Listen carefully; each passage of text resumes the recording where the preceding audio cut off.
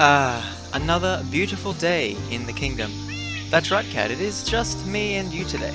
I'm quite excited. Yes, I'm alone today in the house and in the jungle. I'm a little bit afraid, but Josh said he'll be back soon. He said he was going out to get milk or something like that, but that was also, a while ago. Anyway, I went about my business and did the daily chores. I went around cleaning up the farm and picking up the eggs from the chicken. And then I had a little project to do. Time for a project of my own now that Josh is away.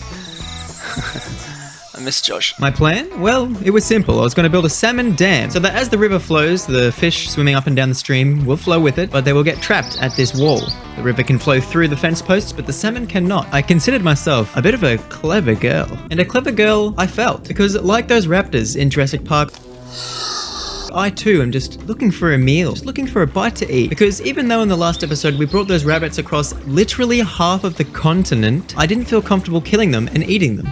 Yet. So fish it would have to be. And fish it was. As I pulled my spear out, this fish knew exactly what he was in for. It was just unfortunate that he was the first fish to get caught in my trap. Take this. Thank you, little fishy, for your food.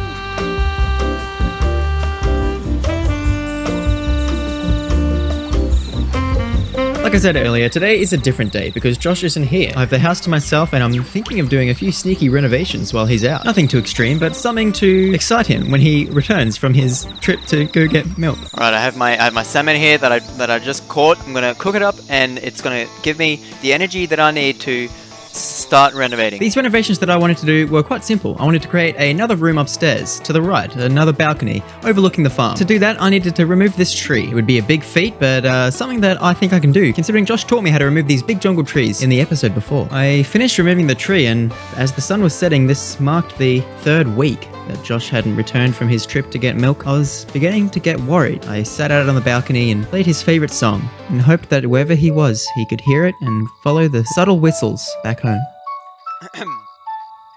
Josh, where are you? Are you lost or dead or both?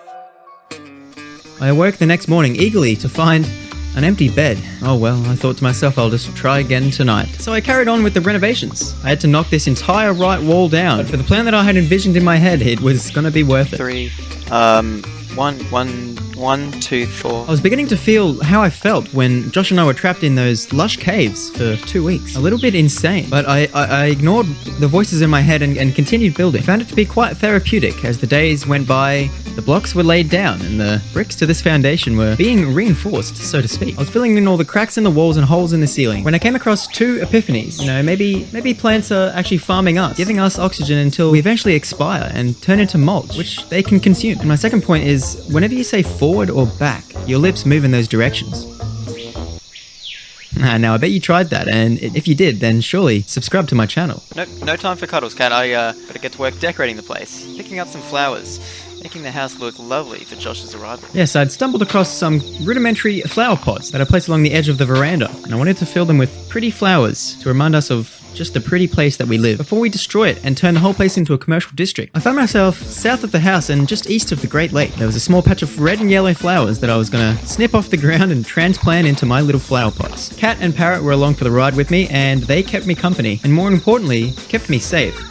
No, Cat, I'm not gonna jump. No, Parrot, don't you jump in on this as well. I'm not gonna leap off. You know, maybe I was wrong. Maybe they did have it out for me, but I found my way back home and was gonna plant these little flowers, and I was excited to see how it would look. You know, my great-great-granddaughter always said that I had a very green thumb, and I think it really shows. I'd like to see you make a flower box look just this good. I also took the due diligence to move me and Josh's bed around and make some more room upstairs. I created this crude little bunk bed solution, and once the plants were planted and the beds were bedded, the sun was already setting, and I went down and harvested our crops and got ready to sit down for my nightly flute session. Regardless, I took some video of the house, and this is it. Tell me what you think. I think Josh will be very excited to see it when he does return, if he does return. But with Cat watching guard over the land and both the parrots just staring at me, I was done. I decided to take a break and just wait. I could hear that panda in the river behind me, and I could smell the smoke of the campfire below me. Life was good.